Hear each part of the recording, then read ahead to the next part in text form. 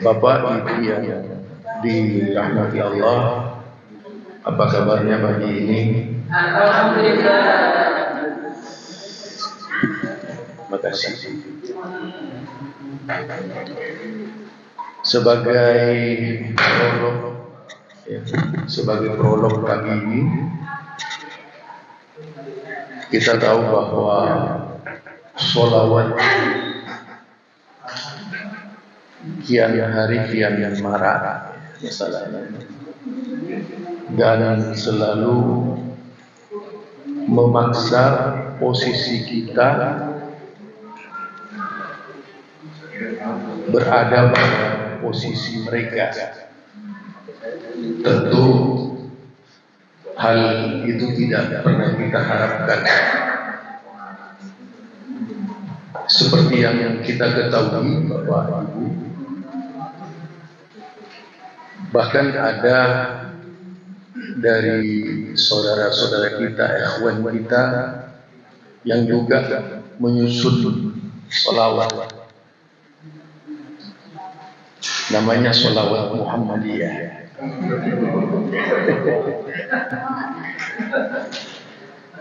Ya itu ada. Jadi makanya saya itu kembali mengangkat sholawat karena sebagai tugas saya menyampaikan target dan ke Muhammadiyah sebagai hamba Allah yang sedikit diberi pengetahuan oleh Allah berkaitan dengan target. Tentu saja kritik seperti ini tidak hanya diberikan di tempat ini Bapak Ibu, tetapi juga di tempat-tempat yang lain dan di berbagai platform media sosial. Yang tentu saja paling ramai itu di platform media sosial. Setiap kali saya menyampaikan masalah sholawat itu di platform media sosial sebelum masuk ke materi, itu pasti yang dijadikan argumen oleh mereka, Ustaz, ada seorang kader Muhammadiyah, buktinya beliau selalu membaca sholawat Muhammadiyah. Gitu. Jadi saya juga bingung, ini siapa kira-kira orangnya? Ternyata bukan Ustaz dari Hidayat, beliau tidak pernah seperti itu. Tapi ini kader penting juga dan berusaha mempengaruhi orang-orang PP. Nah, tentunya itulah yang membuat saya tertarik membahas kembali masalah sholawat. Kita tahu ya, kalau masalah sholawat ini, kalau ibu-ibu dan bapak-bapak membaca di berbagai situs misalnya, tidak sedikit juga sholawat yang ditulis oleh saudara-saudara kita yang ada di luar kita. Setelah saya menyimpulkan itu, ada 56 salawat buatan. 56 salawat buatan. Bahkan kemarin saya dengar dari istri saya, ada sahabatnya yang membaca sholawat apa gitu, yang aneh-aneh. Nah, dari hal ini tentunya perlu bagi kita seperti apa sholawat dan bagaimana sholawat dan kapan sholawat itu dibaca. Nah, sebagaimana yang kita lihat terpampang di depan bapak-bapak ibu, lafaz sholawat yang sahih bersumber dari hadis Nabi Sallallahu Alaihi Wasallam. Ada yang panjang dan ada yang pendek. Jadi itu bermacam-macam sholawat ya. Dan kalau dibuka sebenarnya belum praktis ya. Saya bikin player, bikin PowerPoint ya. Padahal ada yang praktis. praktis bisa membuka contoh-contoh salawat saja. Jadi contoh salawat panjang yang ditulis dengan huruf Indonesia ini yaitu Allahumma sholli ala Muhammad, sebagaimana yang diriwayatkan oleh Imam Bukhari. Dan contoh salawat pendek Allahumma sholli ala Muhammad wa ala ali Muhammad itu riwayat Nasai. Sedangkan salawat lain terdapat dalam kitab-kitab Sahih. Itu yang jika kita perhatikan di dalam beberapa kitab termasuk dalam Kutubut Tis'ah. Bapak Ibu tahu seperti apa Kutubut Tis'ah? Saya yakin nggak pernah baca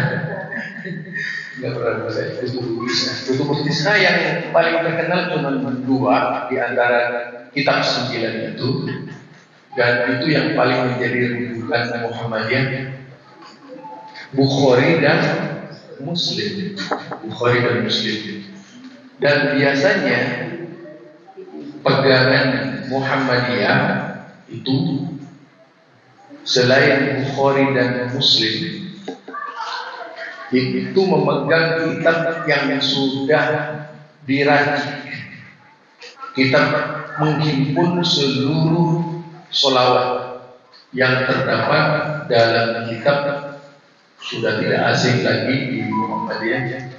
Biasanya selain tadi apa menjadi kajian Muhammadiyah? Bulughul Maram. Nah, kitab itulah yang menjadi induk pemahaman dari takdir Muhammadiyah. Artinya kalau ingin lengkap berdasarkan data-data itu adalah Bulughul Maram, dan ini tidak ada bedanya dengan himpunan putusan takdir Muhammadiyah. Hanya saja kalau takdir Muhammadiyah itu lebih praktis. Kalau Bulughul Maram itu perlu kajian khusus, ada bab-babnya dan penjelasannya yang dikenal dengan apa? Penjelasannya nama kitab Bulughul Maram, sarahnya apa? Subulus Salam. Subulus Salam. Next. Nah, kalau kita lihat ada banyak waktu di Muhammadiyah itu yang diajukan oleh Majelis Takdir Muhammadiyah agar kita biasa membaca sholawat. Amat salah orang-orang yang mengatakan bahwa kita tidak pernah bersolawat karena tidak ikut bernyanyi. Biasanya sih baru kita dikatakan sholawat kalau kita menari-nari di lapangan. Itu biasanya seperti itu. Nah, sedangkan di sini Muhammadiyah mengatur jadwal sholawat, waktu disunahkan membaca sholawat. Tentunya ini didasarkan kepada sunnah Nabi yang terdapat di dalam hadis. Tidak dibuat Muhammadiyah, tidak. Muhammadiyah itu paling bersih, tidak pernah korupsi hadis. Oke.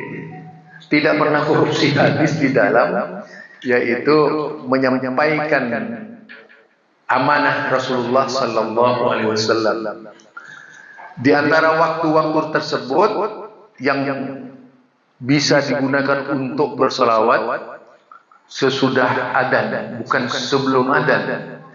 Yang umum di tengah-tengah masyarakat ini sebelum adzan. Allahumma sholli ala sayyidina Muhammad, gitu kan. Masih ditambah lagi la haula wala quwwata illa billah al-aliyil azim, kan kayak gitu. Itu contoh-contoh yang salah. Jadi kita membacanya sesudah adzan, yakni sesudah membaca Allahumma rabb hadhihi da'wati tammati was salatil qaimah ati Muhammadanil wasilata wal fadilah wa ba'ashu maqama mahmudal ladzi wa baru baca sholawat. Seperti itu. Nah, yang kedua, di saat kita masuk ke masjid Allah. Jadi tidak ditetapkan waktunya, apakah waktu sholat Jumat, waktu sholat berjamaah, atau setiap kali masuk ke masjid, atau setiap waktu kita masuk untuk melaksanakan sholat. Nah, bayangkan kalau kita memang benar-benar membaca sholawat sebagaimana yang diajarkan oleh Muhammadiyah ini, itu sungguh dapat menjadi resep kepada kita, Bapak Ibu. Karena di dalam sholawat itu kan ada keberkahan, berbagai macam pemecah kesulitan. Kalau di luar ini, di dalam rangka memecahkan kesulitannya, yaitu problem solvingnya, biasanya membaca sholawat-sholawat bid'ah. Contohnya sholawat nariyah. Lah itu di tarjih Muhammadiyah jelas tidak dibenarkan sama sekali yang seperti itu.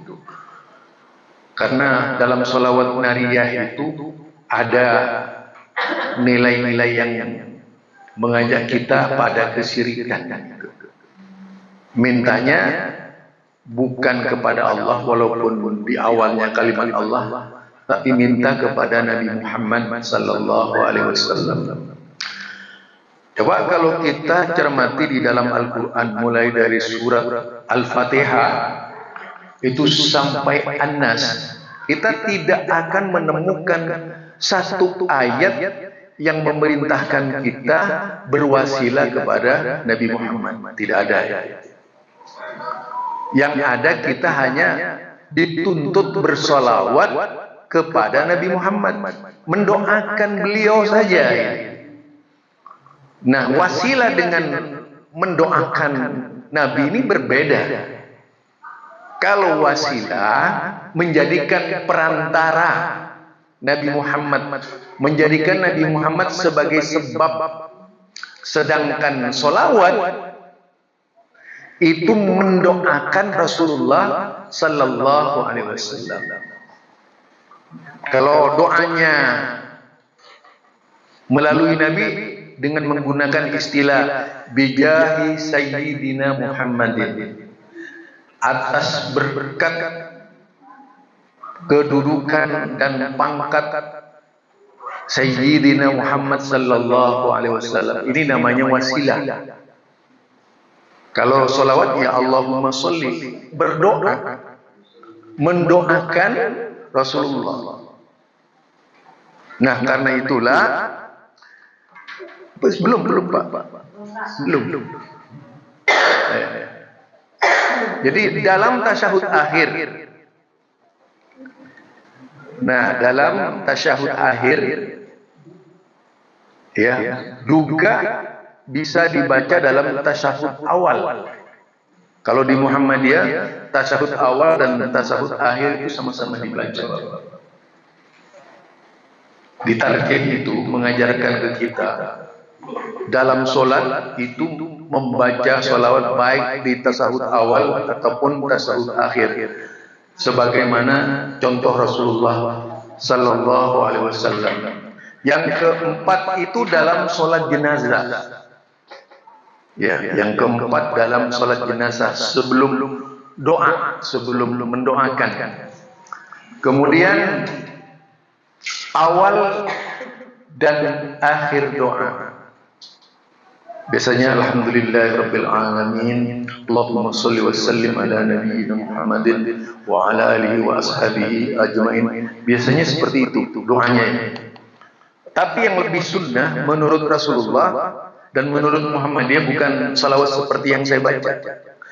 Allah sama persisnya dengan salawat yang dibaca dalam salat. Allahumma shalli ala Muhammad wa ala ali Muhammad kama shallaita ala Ibrahim wa ala ali Ibrahim wa barik ala Muhammad wa ala ali Muhammad kama barakta ala Ibrahim wa ala ali Ibrahim innaka Hamidum Majid. Ada lagi fil alamin innaka Hamidum Majid. Ada lagi salawat.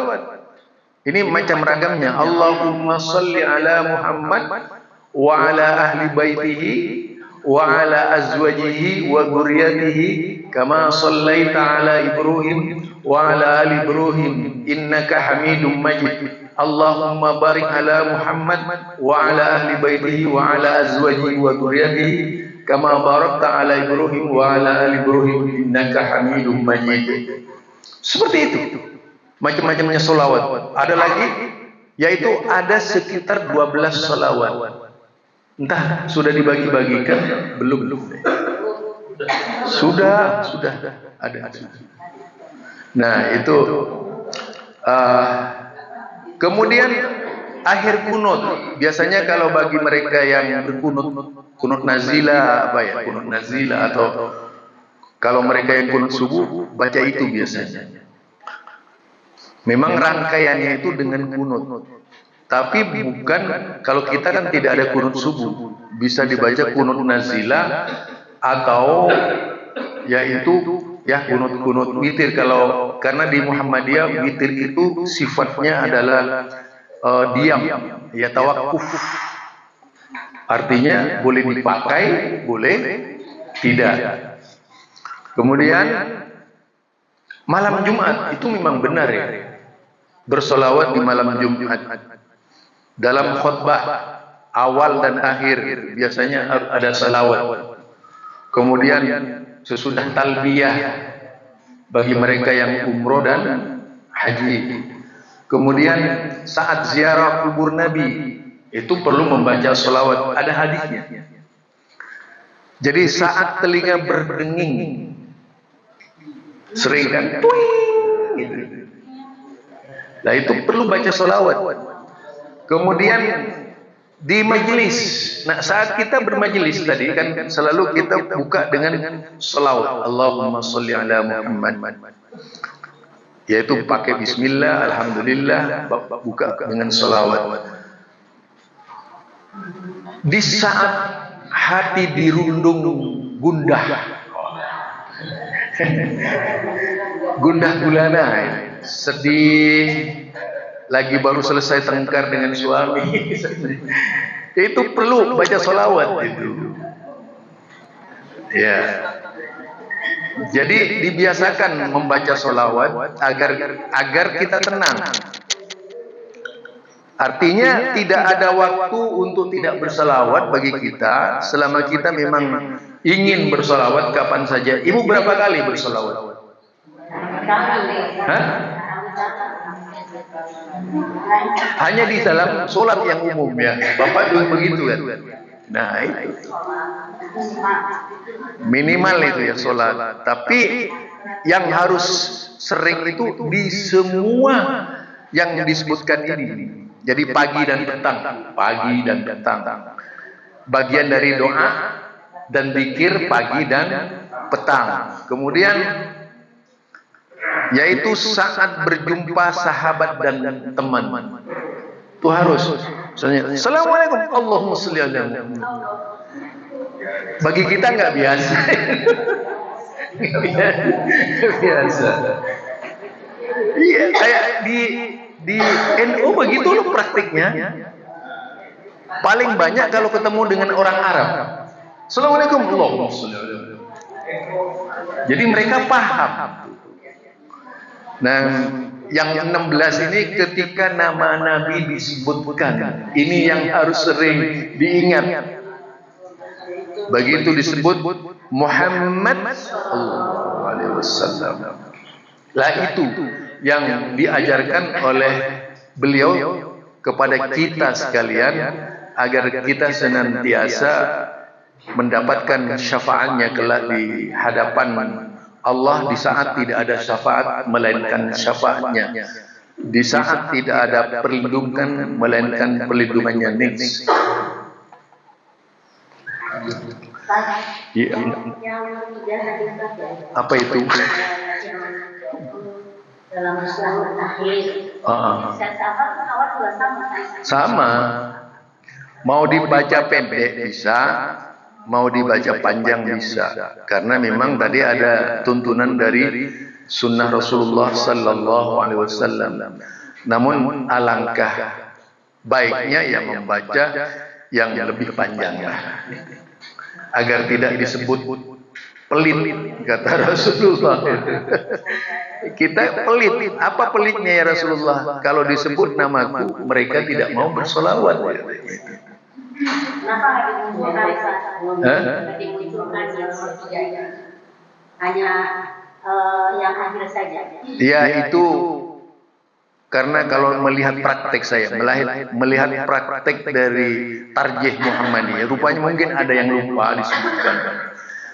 Praktek di Tarjih Muhammadiyah atau tuntunan solat Muhammadiyah itu ada ucapan di tahiyat awal dengan Allahumma sholli ala Muhammad. Enggak sampai selesai. Ya. Kenapa? Oke. Makasih Bapak.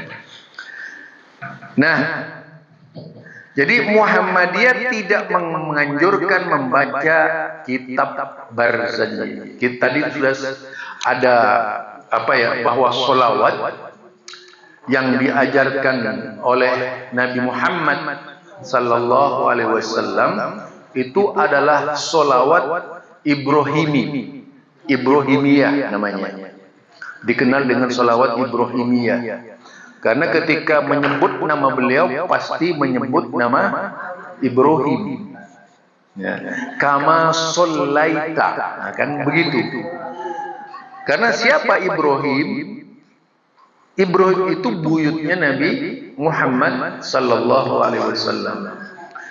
Nah itu. Kemudian Muhammadiyah menyikapi solawat-solawat yang lain. Kalau kita lihat ya tadi berbagai macam solawat yang ditulis, memang perlu ekstra Bapak Ibu, perlu ekstra hati-hati kita ya. Kalau tidak, kita akan terseret kemauan-kemauan mereka. Apalagi ketika mereka memposisikan diri sebagai seorang keturunan Rasulullah, tidak segan-segannya membuat solawat yang tidak diinginkan oleh kita. Dan memang terlalu banyak upaya menggiring Muhammadiyah agar Muhammadiyah seperti mereka. Ini bisa kita lihat dari berbagai macam platform media sosial ya, keinginan mereka. Semua kritikan selalu ditujukan kepada Muhammadiyah yang tidak mau bersolawat gaya mereka itu. Pasti Muhammadiyah yang jadi kritikan. Kenapa? Karena ketika Muhammadiyah ini berubah, itu akan berubah seluruh Muslim di Indonesia. Pasti akan berpikir, akan mengikuti jejak Muhammadiyah. Karena ucapannya warga Muhammadiyah secara umum itu sangat dipercaya dibandingkan dengan ormas lain. Nah, karena itulah banyak usaha-usaha dilakukan oleh pakar-pakar anti Muhammadiyah. Jadi anti Muhammadiyah ada pakarnya juga. Dia bikin berbagai statement miring tentang amalan-amalan Muhammadiyah. Ada yang menanggapi dari awal sampai akhir, menganggap Muhammadiyah bodoh, tidak tahu kaidah dan sebagainya. Benar, di saat orang-orang di atas membangun kekuatan kebersamaan, tapi ulamanya tidak mau bersama Muhammadiyah. Yang tahu itu saya sendiri karena saya pegiat sosial. Pasti yang menghadapi mereka itu saya. Itu terus terang Bapak Ibu, sampai maaf sedikit ini ya, sedikit tambahan. Sampai saya itu kemarin ada teman-teman yang duduk di kedutaan, kebetulan beliau kedutaan Arab Saudi ngasih laptop ke saya itu, alhamdulillah. Jadi beliau hadiahkan agar bisa menjadi bagian dari amaliyah dakwahnya. Itu yang dilakukan oleh mereka. Kemudian terdapat di dalam solawat barzanji itu, yaitu lafaz-lafaz yang menyimpang gulat ya, yaitu berlebihan, menyimpang dan berlebihan, bahkan bisa merusak akidah. Ada gulu fin nabi namanya, berlebihan terhadap nabi, bahkan bisa merusak akidah tadi. Misalnya menganggap laulaka ya Muhammad, seandainya tidak ada engkau Muhammad, tidak ada aku, tidak ada kami, dan sebagainya. Nah, ini salawat syirik ini. Begitu bapak ibu baca, amblas seluruh amaliyahnya itu. Ya keinginannya cinta Nabi, cinta. Kalau berlebihan memang, walaupun cinta kepada siapa, kalau sudah berlebihan itu memang sangat berbahaya. Coba berapa banyak orang bunuh diri karena cinta. Sama saja, kadang-kadang tidak sadar bahwa mereka amaliyahnya itu bunuh diri karena cintanya tadi kepada Nabi. Kemudian beranggapan, wah, Nabi ini jelmaan dari Allah, sama dengan Yesus. Jadi ini banyak sudah beredar ya. Pemahaman seperti ini dilakukan oleh mereka dari tempat ke tempat untuk meyakinkan penganutnya bahwa Muhammad itu sebenarnya adalah Allah. Jadi keyakinan ini ditanamkan oleh mereka. Jadi contoh isi yang ditolak, misalnya Nabi disebut sebagai cahaya mula pertama, cahaya awal. Jadi adanya dunia ini, adanya alam semesta, jika tidak karena Nur Muhammad itu tidak akan ada. Ibu pasti dengar itu, pasti. Itu mungkin dari mereka yang suka barzanji lah.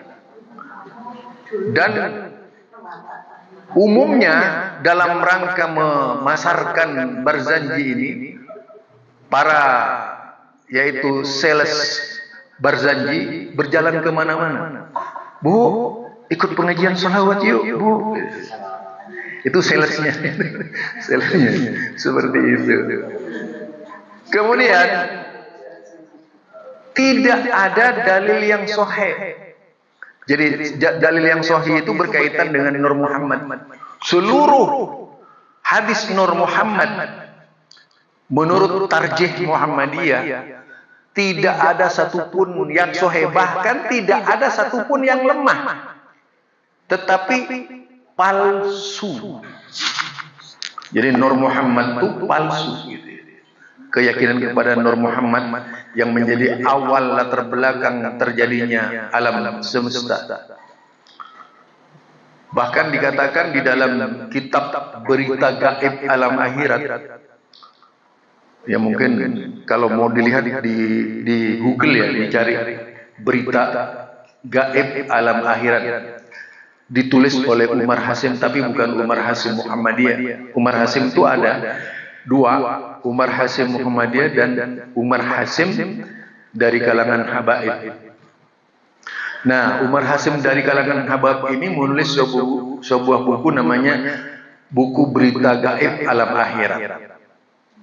Nah, dalam buku Berita Gaib Alam Akhirat ini, ya diceritakanlah tentang Nur Muhammad, bahwa gunung diciptakan dari keringatnya Nabi Muhammad. Banyak yang seperti itu. Dan ini menjadi keyakinan yang tidak bisa hilang dari umat, karena sifatnya doktrin, meyakinkan. Seperti kita meyakinkan nih, Allah Subhanahu wa taala tidak suka dengan kesyirikan. Nah, kalau mereka memang tidak berbicara syirik, berbicara cinta, tingkat kualitas cinta kepada Nabi, bahwa cinta inilah yang akan mengantar kita mendapatkan syafaat dari Rasulullah. Karena itulah banyak bersalawat, lalu ditafsirkan sholawatnya seperti sholawat mereka. Itulah yang menjerumuskan kita awal mula dengan pemahaman seperti itu. Dan ini dimasyarakatkan oleh mereka, ditebarkan dari berbagai mass media. Coba berbagai macam lantunan dan dendang sholawat di media sosial, banyak, mungkin ada ratusan ya dendang sholawat. Belum lagi dendang sholawat di wilayah Yaman, di Iran, di Irak dan sebagainya. Itu sholawatnya macam-macam sampai ke Mesir. Jadi mereka yang terlibat praktek bid'ah ini, praktek tidak sunnah ini adalah ulama-ulama. Kenapa saya sampai membicarakan sampai sejauh itu? Jika tanpa peran mereka, sholawat seperti itu tidak akan sampai kepada umat. Karena peran mereka lah yang menyebabkan sholawat itu sampai kepada kita. Karena kita tidak melihat kualitas keilmuannya, yang dilihat biasanya sosok. Pakai wajahnya putih. Lalu ketika wajah putih dan ada wajah hitam kayak saya, biasanya dibanding-bandingkan. Tuh lihat wajahnya Ustadz Muhammad itu hitam. Benar ini. Kalau di media sosial ya harus siap-siap menelan begitu Bapak Ibu. Jadi cahaya menurut mereka itu, orang yang bercahaya itulah ustadz yang sebenarnya. Gitu. Saya bilang di Eropa banyak orang bercahaya tapi nggak sholat. Nah, Nabi tadi disebut cahaya mula pertama Nur Muhammad, tidak ada dalil sahih. Keyakinan Nabi sebagai cahaya yang kemudian menjelma kepada Maryam, menjelma kepada Nabi Adam, kemudian Nabi Idris, Nabi Nuh, terus sampai ke nabi-nabi, sampai ke Nabi Ibrahim, hingga yaitu ke cucu-cucunya, lalu menjelma menjadi Muhammad ketika sampai di perut Aminah. Ceritanya seperti itu pasti. Menjelma artinya dari tubuhnya Nabi Ibrahim sampai ke lahirnya melalui yaitu Aminah tadi. Kalau di Syiah itu ditambah, sebenarnya Allah salah, itu bukan Nabi Muhammad yang diangkat sebagai Nabi, tapi Ali bin Abi Thalib. Allah saja dianggap salah. Ya, jadi tidak berdasar dalil mutawatir. Salah satu dari tarjih itu berkaitan dengan keyakinan, yaitu bila terikat dengan mutawatir atau tidak. Mutawatir artinya hadis yang banyak jalan, lebih 10 sahabat yang meriwayatkan hadis itu, baru namanya mutawatir. Dalam soal keyakinan, ya masalah keyakinan yang sifatnya prinsip, Muhammadiyah tidak menggunakan hadis-hadis ahad walaupun sahih. Hadis sahih banyak, tapi ahad. Nah itu kenapa Muhammadiyah tidak menggunakan? Karena dikhawatirkan itu bukan perkataan Rasulullah. Kalau cuma satu orang, walaupun misalnya dari sisi sanad diyakinkan bahwa mereka adalah orang-orang yang bisa diterima hadisnya, tidak ditolak. Disinilah kejelian dan ketelitian Muhammadiyah di dalam menggunakan dalil, sehingga banyak orang yang takut, wah ini kalau di Muhammadiyah pasti dibuang ini. Nah, resah. Jadi ini juga menjadi perbedaan antara Salafi dan Muhammadiyah. Kalau Salafi semua yang sahih itu bisa menjadi dalil walaupun berkaitan dengan akidah. Yang Muhammadiyah tidak. Ya persoalannya tadi. Dan itu Muhammadiyah tidak berdiri sendiri. Muhammadiyah berdiri dengan para ulama-ulama hadis yang sepakat bahwa hadis ahad tidak bisa digunakan sebagai dalil selama tidak ada pendukungnya. Kecuali ada Al-Quran, kemudian penjelasannya menggunakan hadis ahad, itu boleh-boleh saja. Tapi kalau berdiri sendiri, tentunya tidak akan dibicarakan oleh Muhammadiyah. Itulah sebabnya Muhammadiyah di dalam media sosial tidak terlalu banyak mengumbar-ngumbar seperti mereka. Paling ribut itu cuma saya kali itu. Paling ribut. Tapi kalau Muhammadiyah sendiri prinsipnya itu diam. Nah, kenapa Muhammadiyah diam? Itu yang lebih bijak menghadapi kelompok-kelompok yang tidak tahu. Kalau Muhammadiyah bicara, itu satu kali saja bicara, itu se-Indonesia ribut, Ibu. Cobalah, nggak usah jauh-jauh. Begitu Muhammadiyah beda dengan pemerintah, ribut gitu. Pasti ribut. Itu padahal bukan masalah keyakinan. Bayangkan kalau Muhammadiyah hasil salah satu target misalnya dibacakan oleh Muhammadiyah berkaitan dengan akidah, itu bakalan ribut. Karena memang dasarnya tidak suka dengan Muhammadiyah. Kalau dasarnya suka, tentu saja mereka berlapang dada. Jadi di Indonesia ada anaknya, putranya di mana Pak? Di Muhammadiyah. Pak, cepat keluar Pak, bahaya. Itu ya. Lanjut, Pak.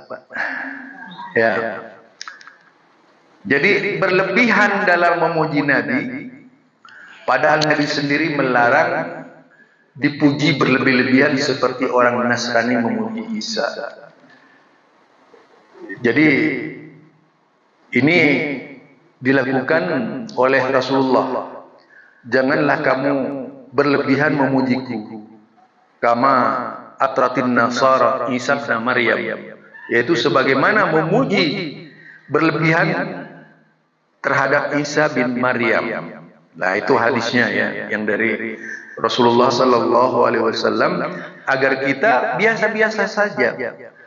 Bahkan kita pun kepada yang lain itu jangan terlalu banyak muji, lebih baik kita memberikan kritik, itu membangun.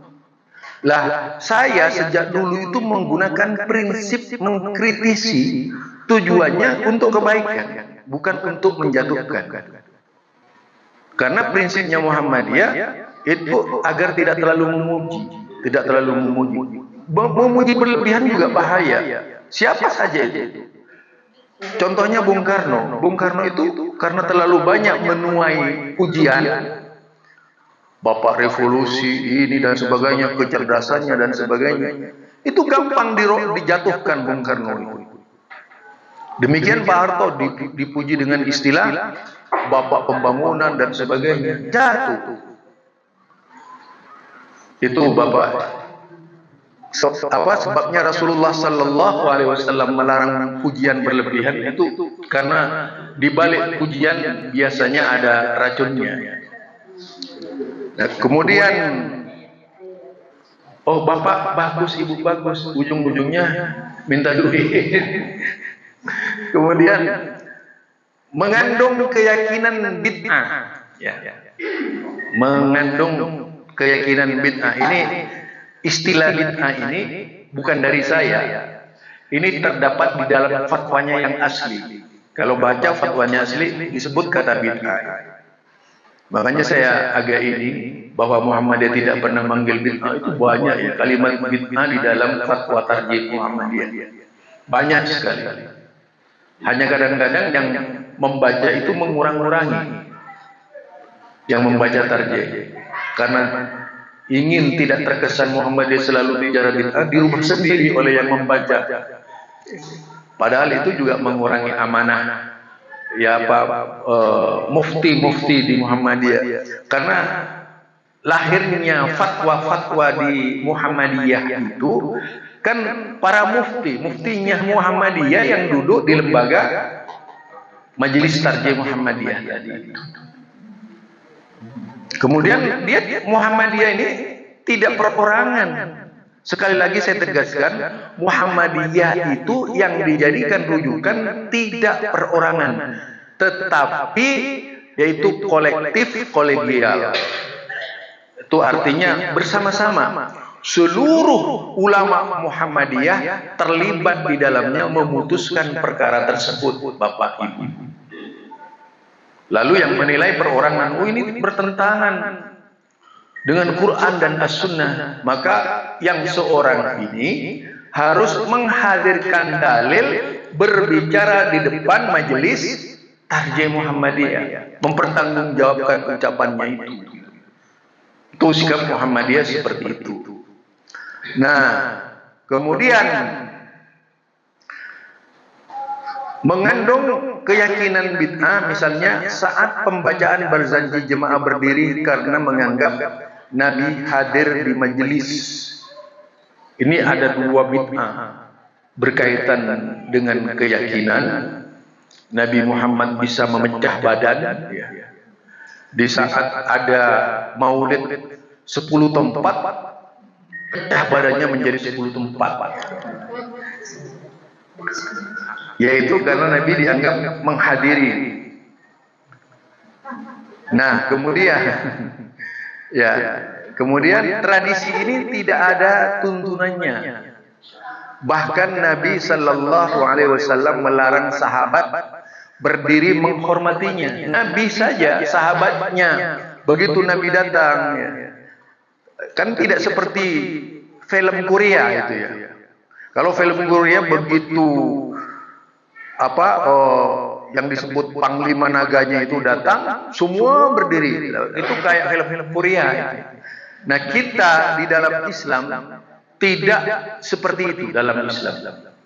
Kecuali mungkin ya di upacara bendera itu tidak dilarang karena memang sudah menjadi kesepakatan dan tidak ada seorang pun yang menghormati upacara bendera menyamakan upacara bendera dengan Tuhan. Ada nggak? Ada nggak? Nggak ada. Hah? Oh, kalau dicium tuh terlalu. Yang jelas dihormati sesuai layaknya aja lah. Yaitu hanya sebagai seremoni saja, seremonial saja, tidak dianggap sebagai benda keramat. Ya, benda keramat jika pegang bisa banyak berkahnya, itu yang salah. Kemudian karena itu lebih baik membaca Al-Quran dan solawat yang sahih yang ada tuntunannya. Jelaskan di sini. Mendingan membaca Al-Quran. Al-Quran itu nyata. Coba dari pagi ibu-ibu berkumpul dalam majelis yang dibaca solawat. Solawatnya nggak jelas. Kira-kira kalau tidak jelas dapat pahala nggak? Enggak kan? Terus memaksa diri itu dijadikan tradisi setiap saat. Apa sih beratnya gitu? Berkumpul di masjid atau di rumah-rumah mutalaah Quran gitu. Apa beratnya itu? Padahal sudah ada jaminan dari Allah, min kulli harfin asra hasanah. Setiap huruf 10 kebaikan dan muhiyat asra sayyiat, dan menghapus 10 kejahatan, keburukan. Kan lebih baik baca Quran. Satu huruf Bismillahirrahmanirrahim ada 119 huruf misalnya. 19 huruf ya. Nah, kalau 19 huruf itu berapa? Kali 10, 190 sudah. Bayangkan kalau itu 6.656 ayat kali, yaitu bukan kali 10. Hurufnya itu ratusan nih. Nah, ratusan ribu ayat itu coba kalikan satu huruf. Mengapa tidak tertarik baca Quran? Begitu baca Quran ngantuk gitu. Lah kenapa umat dibiasakan salah dari awal. Kalau baca rancak bana itu seperti salawat misalnya dibaca itu kan ada gaya-gayanya. Apalagi kalau dibaca salawat di kuburan itu kan menari-nari, joget-joget dan sebagainya, jingkrak. Iya, nggak ngantuk itu. Bahkan jadi hiburan gitu. Tapi tidak sholat subuh habis itu. Nah, kita ini, jadi di sini sholawat Al-Quran sebelum baca Al-Quran baca sholawat dulu. Itu gak apa-apa, dibenarkan. Mendahului agar mendapatkan rahmat dari Allah Subhanahu wa Ta'ala. Nah, janji mendapatkan rahmat dari sholawat tersebut bukan titah semata-mata keinginan Nabi, tapi keinginan dari Allah Subhanahu wa Ta'ala bahwa setiap orang yang bersalawat harus mendapatkan syafaat dari Rasulullah Sallallahu Alaihi Wasallam. Intinya bahwa ada banyak sholawat yang berserakan di Indonesia ini, bahkan hampir setiap kelompok itu ada majelis sholawat. Dari ujung timur Pulau Madura sampai Aceh pasti ada sholawat. Mereka sengaja buat dengan berbagai macam warnanya. Tujuannya semua baca sholawat. Sebenarnya sih bagus, kecintaan kepada Nabi itu bagus. Ya, tetapi jangan melanggar yang dicintainya. Sekarang ibarat bapak ibu. Kalau saya mencintai salah istri saya, misalnya, itu kan tentu saja yang saya ucapkan sesuai dengan keinginan istri saya agar istri saya senang. Gitu. Tapi kalau berlebihan juga itu nggak bagus. Gitu. Ya, misalnya karena begitu cinta berlebihan takut istrinya hilang, udah tidur deh kamu deh, jangan turun-turun dari kasur. Gitu. Kan nggak bagus.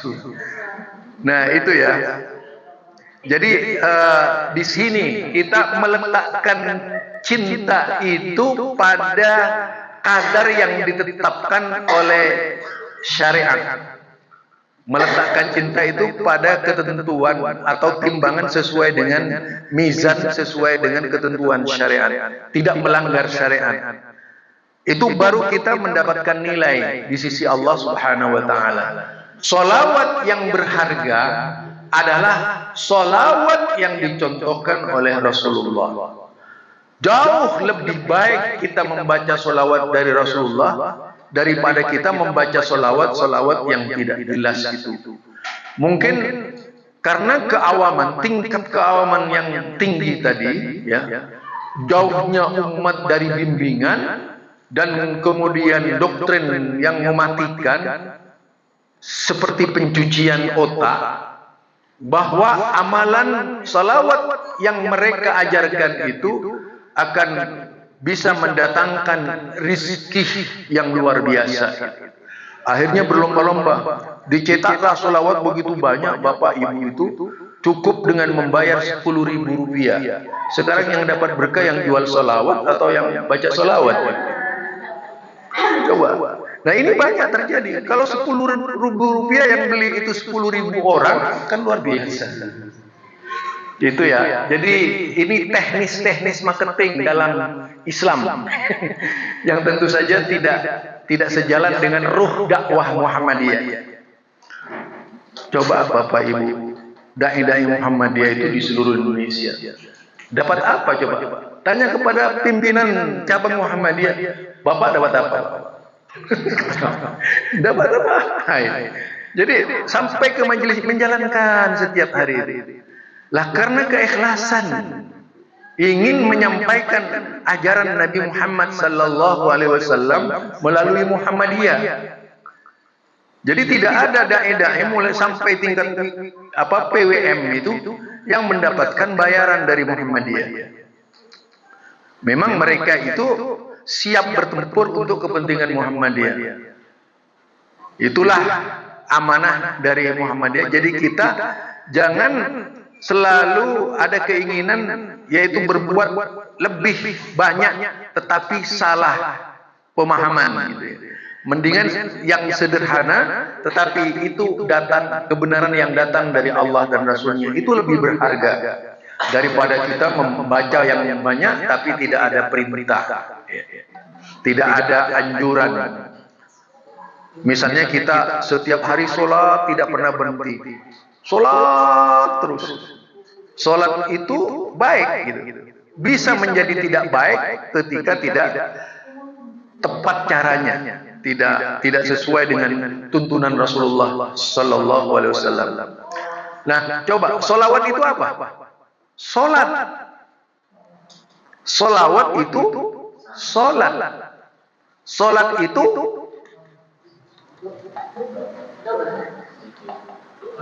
doa. Jadi solawat, solat itu doa. Orang solat karena berdoa. Coba isinya di dalam.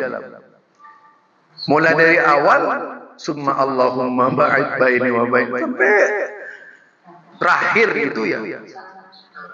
Berdoa semuanya isinya. Itulah makanya disebut solat. Prayer of God, of the God. Jadi berdoa kepada Allah itu barangkali, dan tentunya selebihnya nanti bisa didiskusikan Bapak Ibu. Saya kembalikan kepada moderator.